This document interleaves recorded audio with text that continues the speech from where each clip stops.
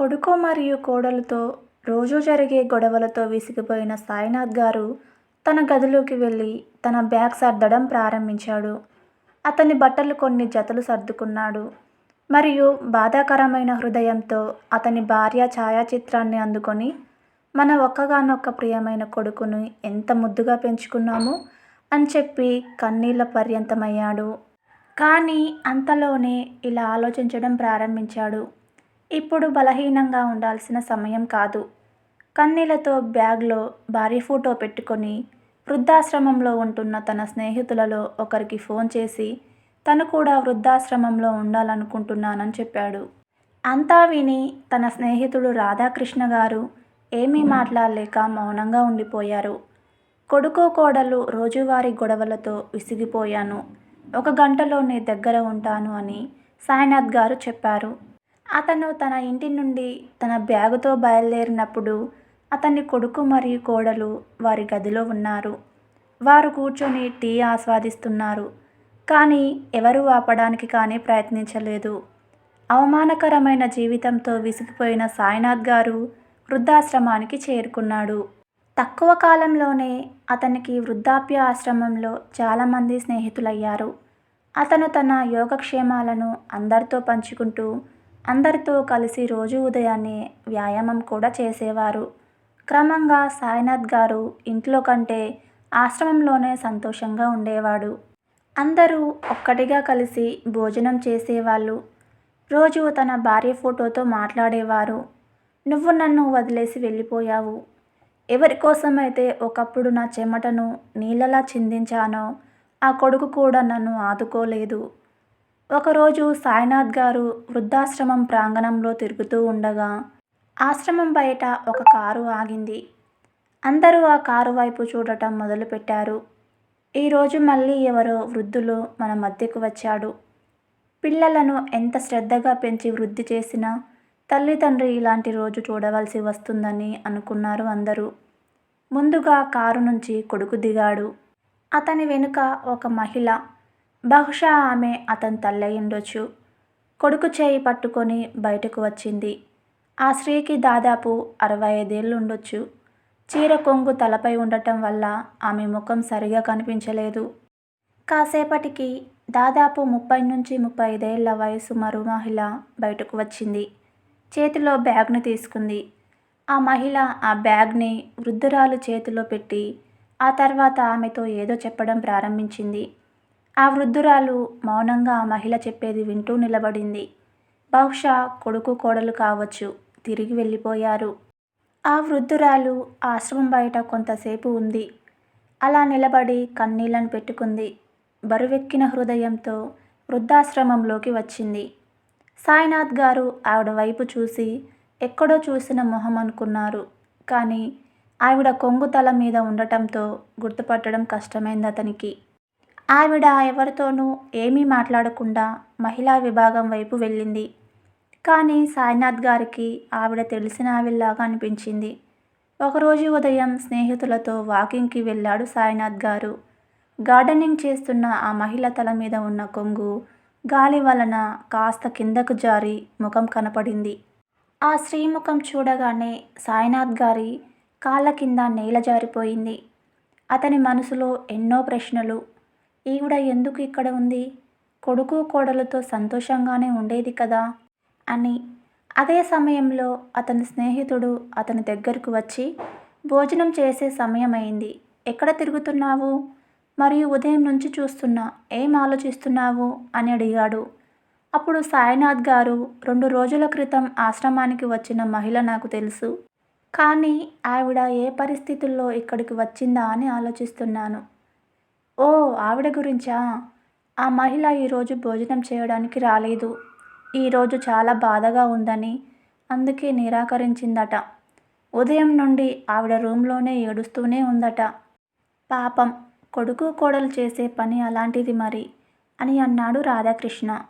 సంతోషంగా ఉన్న జీవితంలో ఇంతటి దుర్దినములు రావడానికి కారణం తెలుసుకోవాలని సాయినాథ్ గారు జానకీదేవిని కలవడానికి మహిళా విభాగంలోకి వెళ్ళారు. తనను కలవడానికి వచ్చిన సాయినాథ్ గారిని చూసి జానకి గారు కొంచెం ఆందోళన చెందారు. ఆపై సాయినాథ్ గారు అన్నారు. మీరు నన్ను గుర్తించారని నాకు తెలుసు. అయితే మీరు ఈ పరిస్థితికి రావడానికి గల కారణం నాకు తెలియదు అని అన్నాడు. ఆమె కళ్ళల్లో నీళ్లు తిరిగాయి. ఇది చూసిన సాయినాథ్ గారు ఇలా అన్నారు. జానకి గారు, నాకు కూడా అరుస్తూ ఈ లోకాన్ని అడగాలనిపిస్తుంటుంది. వృద్ధాప్యంలో ముసలి తల్లిదండ్రులను ఎందుకు తోసేస్తారు? మనుషులకు ఆత్మగౌరవం లేదా? అని బయటకు వెళ్ళిపోయాడు. తన ఆలోచనల్లో మునిగిపోయిన సాయినాథ్ గారికి ఇంటి పరిస్థితులు గుర్తుకొచ్చాయి. నెలల క్రితం బాత్రూంలో జారిపడిన కాలికి బలమైన గాయమైన సంఘటనను గుర్తు చేసుకున్నాడు. పెద్ద గాయమే అయింది. కానీ కోడలు అసలు పట్టించుకోలేదు. మరియు అతని కొడుకు రోహన్, ఏంటిది నాన్న, చూసి నడవలేరా? ఇంత తొందరపాటు అవసరం లేదు. మీకు ఏ పని చేయాలో తెలియదు. మాకు పనులు తొలగిస్తావు. నీకు ఏ పని లేకుంటే రోజంతా నీ గదిలో హాయిగా కూర్చో. ఇలాంటి పనులు చేసి సతాయించడం ఎందుకు? నువ్వు అక్కడ ఇక్కడ తిరుగుతూ ఉంటావు అని అరిచాడు. మరియు ఒకరోజు సాయినాథ్ గారు ఆఫీస్కి వెళ్తున్న కొడుకుతో, నా కళ్ళద్దాలు సరి చేయించు, విరిగిపోయాయి, నాకు సరిగ్గా కనిపించడం లేదు అని అన్నాడు. ఈ మాటలు విన్న కోడలు, మంచం మీద కూర్చొని తినడం తప్ప ఏమీ చేయరు. నీకెందుకు ఇప్పుడు కొత్త కళ్ళద్దాలు? మాకు ఖర్చులు పెంచుతున్నారు అని కోపంగా అరిచింది. ఇలాంటి సంఘటనలు గుర్తు చేసుకుంటూ సాయినాథ్ గారు ఆలోచనలో కూరుకుపోయాడు. అతని మిత్రుడు రాధాకృష్ణ ఎదురుగా వస్తూ కనిపించాడు. నవ్వుతూ ఉన్నాడు. అతని మొహం చూసి సాయినాథ్, ఏంటి రాధే, ఈరోజు చాలా సంతోషంగా ఉన్నావు అన్నాడు. ఈరోజు నా కొడుకు పుట్టినరోజు అని ఫోన్ చేశాడు. ఈరోజు నన్ను కలవబోతున్నాడు కాబట్టి చాలా సంతోషంగా ఉన్నాను. చాలా కాలం తర్వాత అతని ముఖం చూడటం నాకు చాలా సంతోషంగా ఉంది అని అన్నాడు. ఏంటి రాధే, అతను నిన్ను వృద్ధాశ్రమంలో విడిచిపెట్టాడు మరియు సంవత్సరంలో ఒక్కసారి మాత్రమే నిన్ను కలవడానికి వస్తాడు. మీరు అతని కోసం సంతోషంగా ఉన్నారా అన్నాడు సాయినాథ్ గారు. అప్పుడు రాధాకృష్ణ గారు, ఇది నాకు చాలా పెద్ద విషయం అన్నాడు.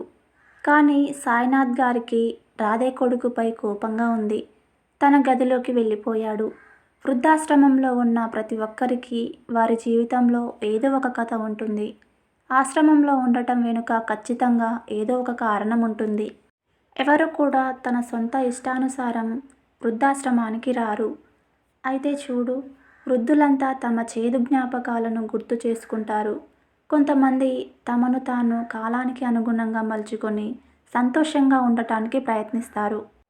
పిల్లలు, వాళ్ళ కొడుకు కోడళ్ళు, మనవరాళ్ళు ఇలా వస్తున్నప్పుడు నాకు కూడా నా భార్యతో గడిపిన చేదు జ్ఞాపకాలు గుర్తుకు వస్తుంటాయి.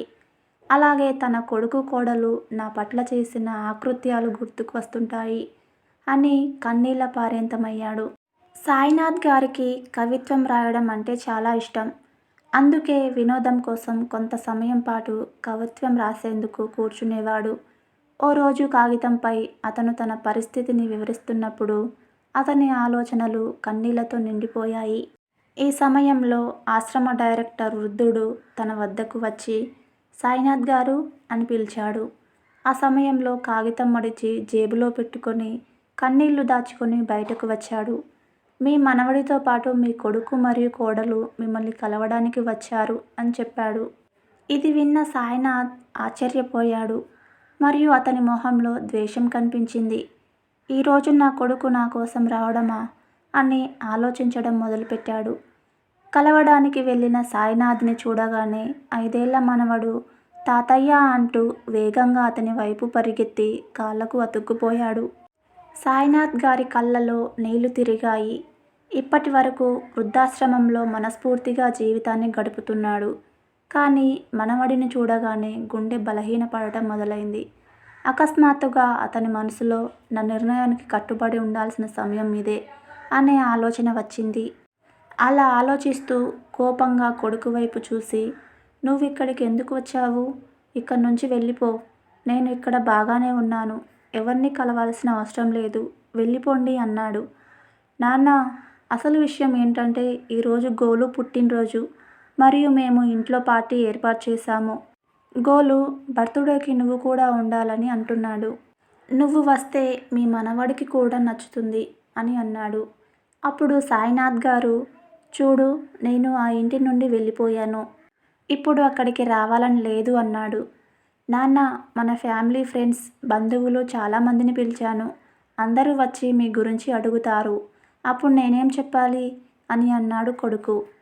అప్పుడు సాయినాథ్ గారు, ఓ, అదా విషయం. ఈరోజు మీరు మీ అబ్బాయి పుట్టినరోజుకి నన్ను పిలవడానికి కాదు, మీ పరువు కాపాడుకోవడానికి వచ్చారు. బంధువులందరూ వచ్చినప్పుడు మీ నాన్న ఎక్కడా అని అడుగుతారు. అప్పుడు మీరు ఏం సమాధానం చెప్తారు? అందుకే నన్ను పిలుస్తున్నారు అని అన్నాడు. ఇక్కడికి వచ్చినప్పటి నుంచి బ్రతికున్నానా లేక చచ్చిపోయానా అని ఫోన్ చేసి నా యోగక్షేమాలు ఆరా తీయాలని నీకు అనిపించలేదు. అలాగే నేను ఇల్లు వదిలి వృద్ధాశ్రమానికి ఎందుకు వెళ్ళానని కూడా మీరు అడగలేదు. ఈరోజు నువ్వు కావాలంటే నన్ను తీసుకెళ్ళడానికి ముకులిత హస్తాలతో వచ్చావు. వద్దు, ఇది నా ఇల్లు అంటూ సాయినాథ్ గారు తన గది వైపు వెళ్ళడం మొదలుపెట్టాడు. అప్పుడు కొడుకు కోడలు ఇద్దరూ తమలో తాము ఒక ప్లాన్ వేసుకున్నారు. ఇలా నాన్న ఒప్పుకోడు, ఏదో ఒకటి చేయాలి, లేకపోతే బంధుమిత్రులు మనల్ని అసహ్యించుకుంటారు అని కన్నీళ్లు పెట్టుకొని ఇద్దరూ సాయినాథ్ దగ్గరకు వెళ్ళారు. నాన్న, దయచేసి నన్ను క్షమించండి. ఇది మీ మనవడి పుట్టినరోజు. మీ మనవడి ఆనందంలో ఈ గొడవంతా ఎందుకని మీకు అనిపించట్లేదా? తాతయ్య, మనం చాలా సరదాగా ఉందాం అన్నాడు మనవడు. మనవడి మాటలు విని సాయినాథ్ అంగీకరించాడు. మరియు తర్వాత చెప్పాడు, కానీ ఒక షరతు, నేను ఇంటికి వస్తాను. కానీ గోలు పుట్టినరోజు ముగిసిన వెంటనే నేను వృద్ధాశ్రమానికి తిరిగి రావాలి. మరియు సాయంత్రం నాటికి మీరందరూ నన్ను డ్రాప్ చేయడానికి రండి అని అన్నాడు. దానికి కొడుకు కోడలు అంగీకరించారు. పుట్టినరోజును ఘనంగా జరుపుకున్నారు అందరూ కలిసి. చాలామంది వచ్చారు. కానీ విశ్వనాథ్ గారు ఎవరికీ ఏమీ చెప్పలేదు. నవ్వుతూ ఎంజాయ్ చేశాడు. కానీ రేపు తన కొడుకు కోడలికి వృద్ధాశ్రమం దగ్గర వదలడానికి వచ్చినప్పుడు సర్ప్రైజ్ చేయబోతున్నానని మనసులో ఏవేవో ఆలోచనలు వస్తూనే ఉన్నాయి. పార్టీ ముగిసేసరికి రాత్రి పొద్దుపోయింది. సాయినాథ్ గారు ఆ రోజు ఇంట్లోనే ఉన్నాడు. తన గదిలోకి పడుకోవడానికి వెళ్ళగానే భార్య జ్ఞాపకాలలో ఎప్పుడు నిద్రలోకి జారుకున్నాడో తెలీదు. ఉదయం లేచి చూసేసరికి కొడుకు కోడలు ఇద్దరూ రెడీగా నిల్చున్నారు. సాయినాథ్ గారు బయటకు రాగానే, నాన్న, సిద్ధంగా ఉండు, నిన్ను తిరిగి వృద్ధాశ్రమంలో వదిలి వేస్తున్నాము అన్నాడు కొడుకు. అతను కూడా త్వరగా స్నానం చేసి సిద్ధంగా ఉన్నాడు. వృద్ధాప్య ఆశ్రమానికి వెళ్ళడానికి కారులో కూర్చోవడం ప్రారంభించాడు. అతను తన కోడలు రేఖను చూస్తే వెళ్ళిపోతున్నాడు అనే సంతృప్తికరమైన చిరునవ్వు ఉంది. అతను తన మనసులో ఆలోచించడం ప్రారంభించాడు.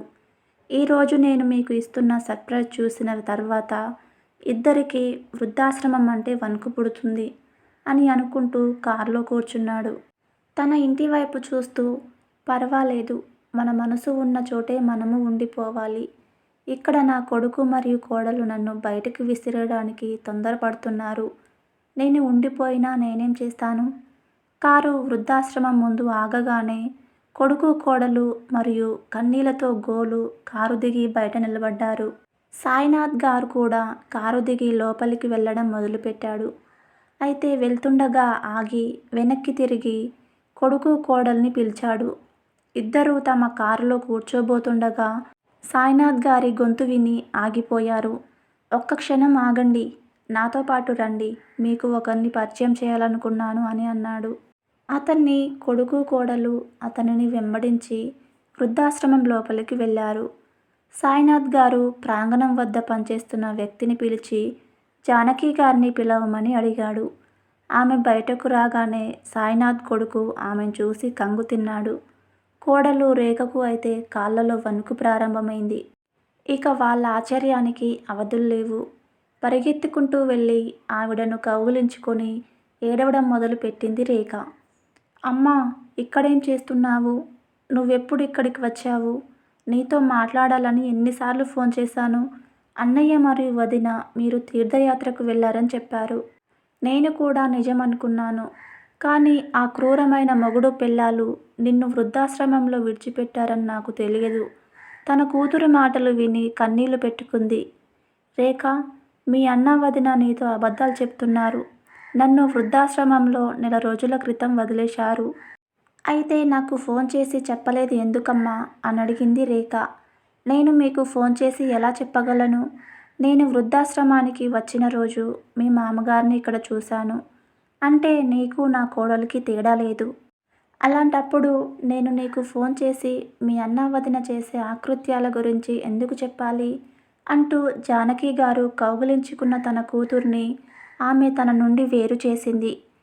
నువ్వు నా కూతురు అని పిలవడానికి అర్హురాలివి కావు. అందుకే నాకు దూరంగా ఉండు. నా కొడుకు మరియు కోడలు నన్ను ఇంటి నుండి గెంటేశారు. అలాగే నా కూతురు కూడా తన మామగారిని ఇంట్లో నుండి గెంటేసింది. కాబట్టి మొత్తంగా నా ఇద్దరు పిల్లలు పనికిమాలిన వారిగా మారిపోయారు.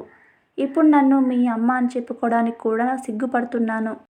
ఒకరు తల్లిని ఇంట్లో నుంచి గెంటేశారు. మరొకరు మామగారిని ఇంట్లో నుంచి గెంటేశారు. అమ్మ మాటలు విని రేఖ సిగ్గుతో తలదించుకుంది. అమ్మా, నన్ను క్షమించు. చాలా సిగ్గుపడుతున్నాను. చాలా పెద్ద తప్పు చేశాను అని రేఖ ఆమె మామగారి పాదాల మీద పడి నన్ను క్షమించండి మావయ్య అన్నది. అప్పుడు రోహన్ కూడా క్షమాపణలు కోరాడు. మరియు ఇప్పుడు మీరిద్దరూ ఇంటికి మాతో పాటు పదండి. మీకు సేవ చేయడానికి మాకు అవకాశం ఇవ్వండి అని అన్నారు. అప్పుడు సాయినాథ్ గారు మరియు జానకి గారు ఇద్దరూ నిరాకరించారు. మా జీవితాలలో ఒకసారి మోసపోయాం.